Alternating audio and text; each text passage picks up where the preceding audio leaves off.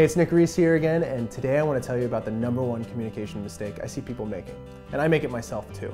So basically there's this idea that was popularized in 2007 called the curse of knowledge. It came out of this book called Made to Stick. Let me give you an example from my life of how this works and how it's affecting you in your life. So a couple weeks ago, one of my really close friends buzzed me up and he's like, dude, I got this new part for my car. It's like this alternator radiator or something or other.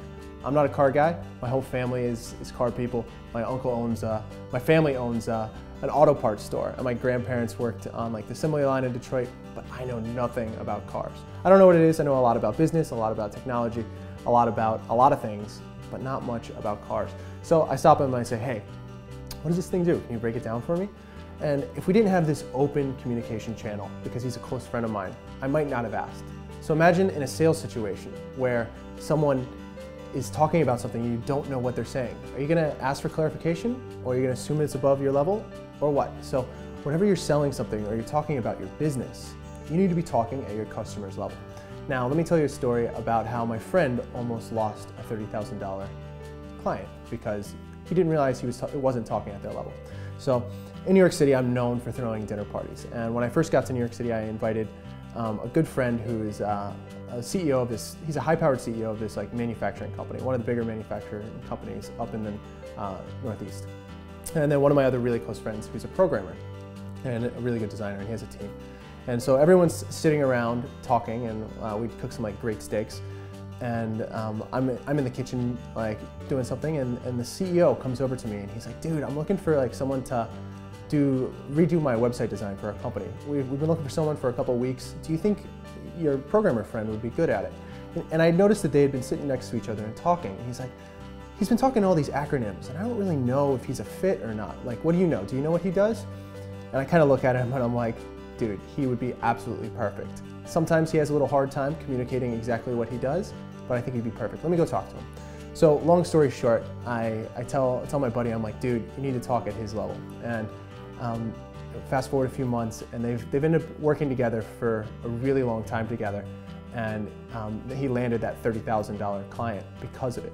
Whenever you're talking with your clients, you need to make sure you're talking in their language. And so a manufacturing firm guy, he's not going to know what responsive design is. He's not going to know like what flat design is or any of these other new buzzwords. He's going to know like, when my clients go to the website, can they make a sale, or are they going to contact us? And do you know how to do that well? If you do know how to do that well, tell them in their language. Right now I'm going to give you 3 tips on how you can do this well, and so you can avoid the curse of knowledge in your business. So the first tip is to know your audience. And if you do much online, or you get a chance to talk with your clients often, go ahead and get on the phone with them and write down the words, like the common words that they say. And better yet, if you can do it via email and you can get them to tell their story, that's one of the best places to choose the words that they use, so you can use that when you're talking to your clients. Now, the second tip is going to be get someone else that's less knowledgeable about what you do to read over your material or talk to them and see if they understand what you're saying. This can typically be like your significant other, this could be your family, this could be anyone, this could be a stranger. You could be like, hey, can I ask you a random question? Be bold and start asking those questions, because if your clients or other people don't understand what you do, they're not going to hire you. And now the final tip is to tell a story. Just like I told you a story in this video, it's much easier to relate with someone when they're telling you a story, and as the storyteller, you're a lot less likely to leave out important details when you're telling a story than if you're just giving them facts. Now, if you run your own business, because if you're watching this, you probably do, there's a pretty good guide that I've built. It's called the Referral Engine. And so far, just on SlideShare, I was checking out the other day, I put it up there, it was on the front page. It got 26,000 views. It's a pretty popular little guide I put together, and people are absolutely loving it. It's a simple system you can implement in your business to get more referrals. People have been seeing roughly a 300% increase in their referrals just from implementing this 5 to 10 minute system that you run once a month.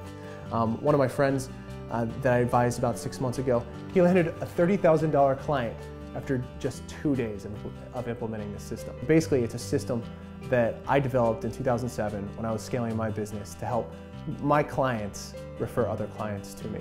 And I think you'll find it particularly effective. If you're interested in picking this up, it's at nicholasreese.com/the-referral-engine. There should be a link right down here. And yeah, I think you'll really like it. Just enter your name and email address and I'll send it over to you, along with all the other goodies that I've created to help you grow your business and live life on your terms. I'll talk to you soon.